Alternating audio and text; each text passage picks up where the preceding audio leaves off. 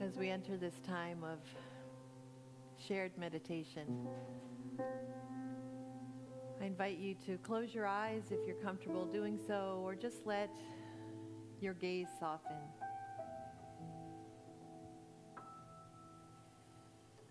Let your body come into a sense of being held wherever it is that you are seated, here in this space that we make holy with the blessing of our presence. Those of you joining at home,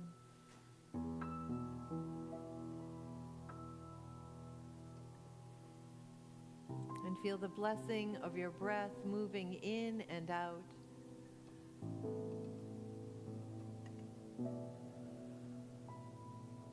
Letting that blessing fill you on the inhale and extend out on the exhale.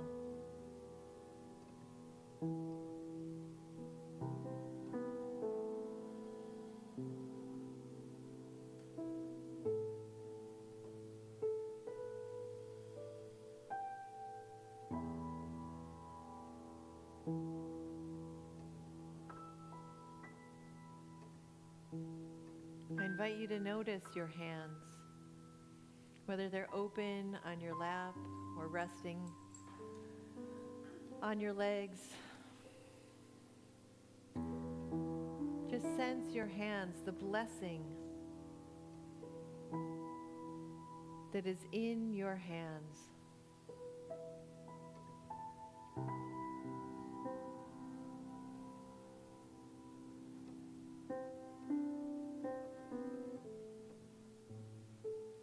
Sense the space in your heart, where your physical heart is beating, and in that sense of the heart space,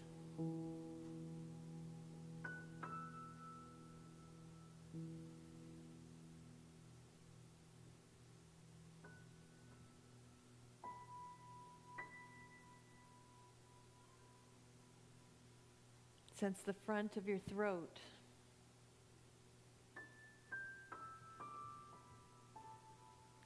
I am the heart. I am the hands. I am the voice of spirit on earth.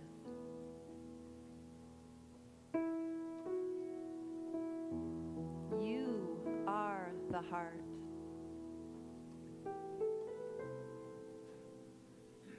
You are the hands. You are the voice of spirit on earth.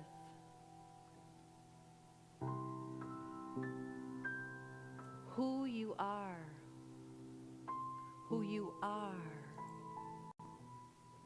and all you do. But who you are is a blessing to the world.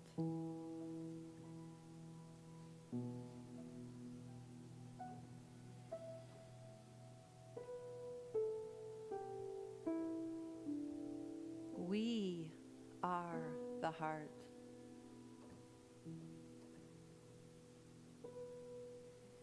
We are the hands.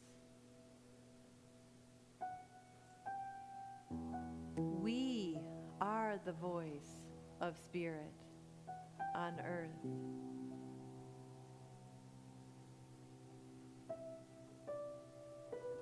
And who we are, how we love,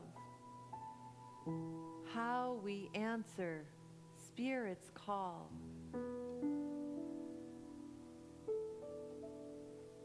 That leads us into all we do in love, in truth, in mercy and justice.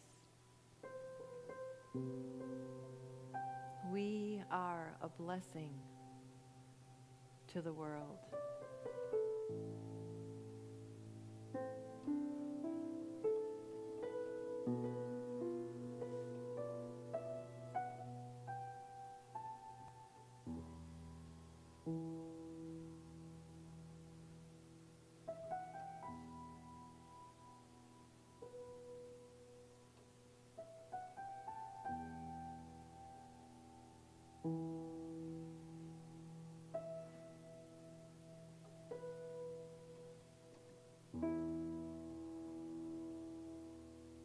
invite you to bring the blessing that is in your hands.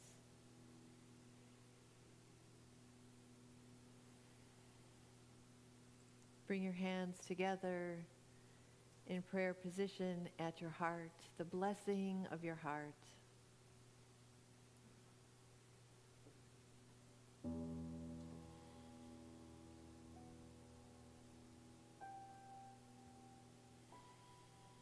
Feel the blessing of the voice of God whispering in your heart.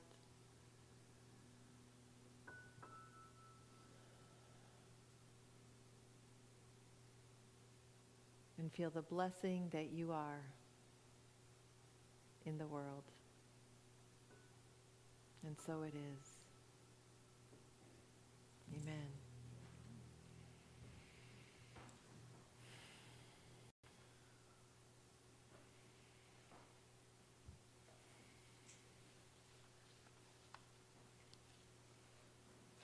I hear a call, now will I answer. We're going to sing that in a little while. Forsake my all to serve another. Though darkness falls, stay a believer. I hear a call, now will I answer. I see a light, now will I follow. Fill up this life that grows more hollow. Make joy reside where there lives sorrow. I see a light. Now will I follow. I hear a call from out of nowhere, and from everywhere I go, I hear a call. Now will I follow.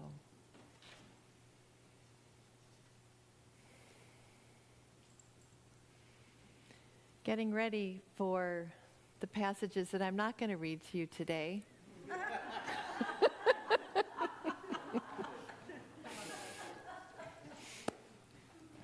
We're going to circle into them. I am just so trusting that this will be what I need to hear me say as the voice of God speaking in me and as me, and it will be the voice that will cheer us on in a week that has felt very dark. And next week, I'm going to walk us through what has given me stubborn hope over these last days, and that is reading the Psalms, reading the prophets, reading Howard Thurman, writing about the prophets, reading about the voice that cries out in the wilderness against the oppression of empire. How are we called to welcome all, to stay centered in spirit, and to not be afraid when fear is swirling all around us, maybe in us? How are we called to be love in action? To feed the hungry, to bring good news to the poor, to speak the truth of life and light that is at its heart the gospel message. How are we called right now to put clothes on our values, to embody our values, to embody our mission and vision, to affirm that through service and prayer, we recognize the divine essence at work in the world. We do not have to live with blinders on, but I know for me, And for the 4 people who have approached me this week saying, I need to come talk to you because I am feeling overwhelmed right now and I don't know what to do. I don't know how to be with all that feels chaotic around me.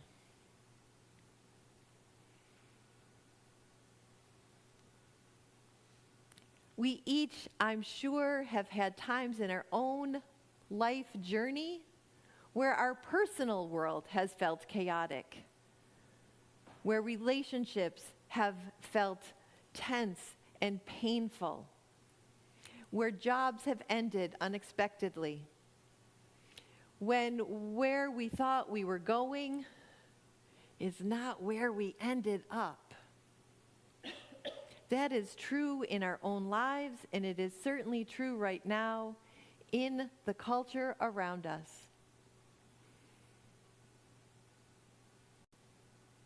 So in those times of trying to offer a space of spiritual anchoring for someone else, I hear the words that God is inviting me to listen to.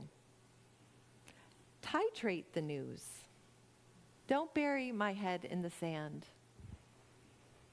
But if I become so lost in my reading and scrolling that all I can feel is rage, anger is not the issue. Anger at injustice helps us to take action. But if I am a swirling volcano of my own rage at whatever it is, changes minute by minute, it feels like. If I am swirling in rage, I cannot respond. I cannot dig deep into my spiritual practices if my well is empty. If my well is empty, I cannot be the transformative power of love alive in the world. So how will I answer?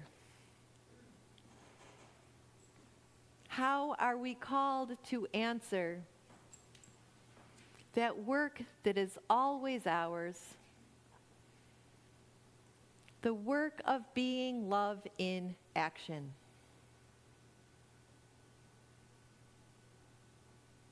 One of those lovely beings, and I can use this with permission because it's my mom.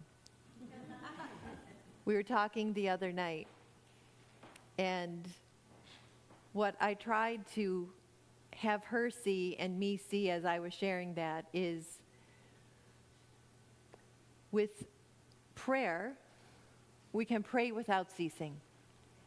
Let my life be prayer, right? We sang that last week. Let my life be prayer. So that every moment, every choice is made with that sense of being anchored in how the divine is calling to express in me and as me. Read the news, take an action, but first pray.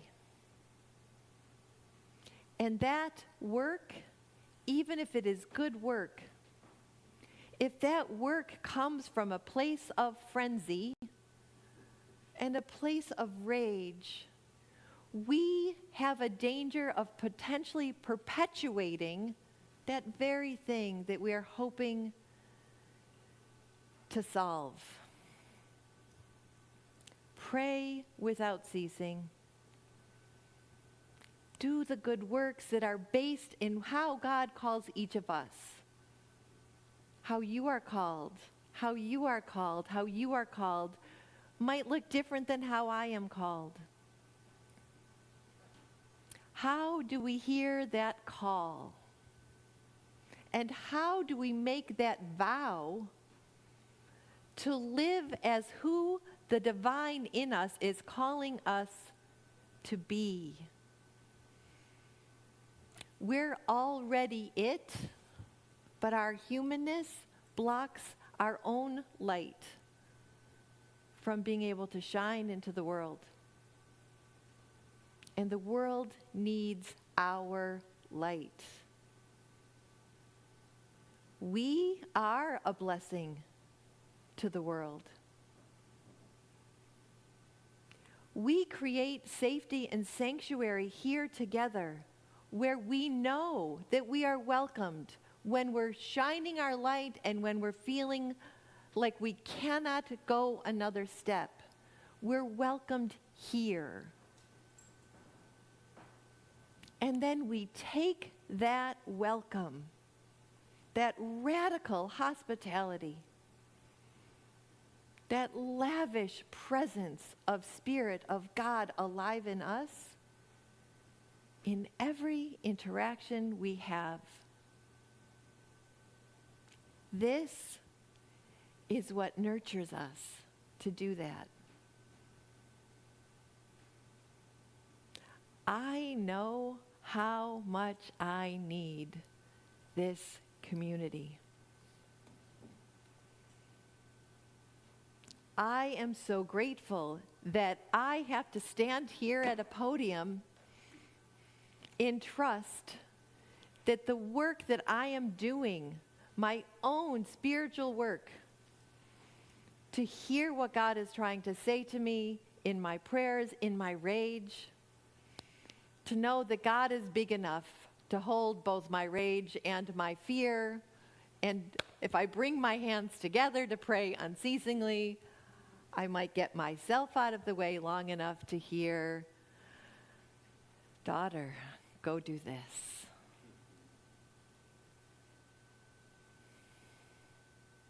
Beloved child of God, you are called by God into the fullness of your being.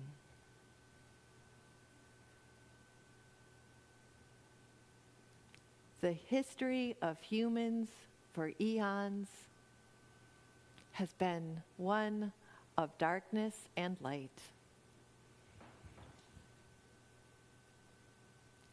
We are here now. This is our moment. We cannot, any one of us, and maybe not all of us together, fix all of the things that we would like to fix. To heal all of the places where oppression is so apparent. But whether this is the first day of the apocalypse or the first day of the Great Awakening, our work is the same: to love each other and to ease as much suffering as possible.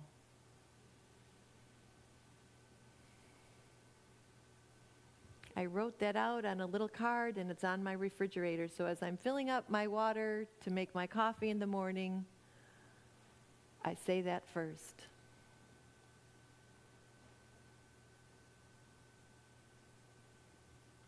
The Lord hears the cry of the poor, and then invites us to be the miracle, invites us to be the healing hand, invites us to be the voice of love, invites us to be the presence of compassion, invites us to be the voice of mercy and truth.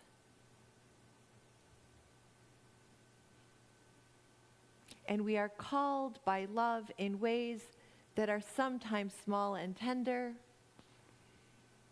and sometimes in ways that require us to dig beyond where we thought we were able in our own relationships, in our relationship with God in us and as us, and in our place in the world.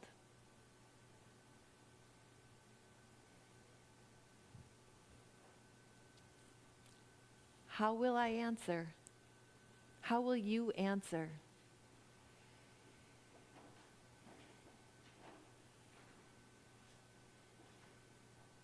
How will we answer?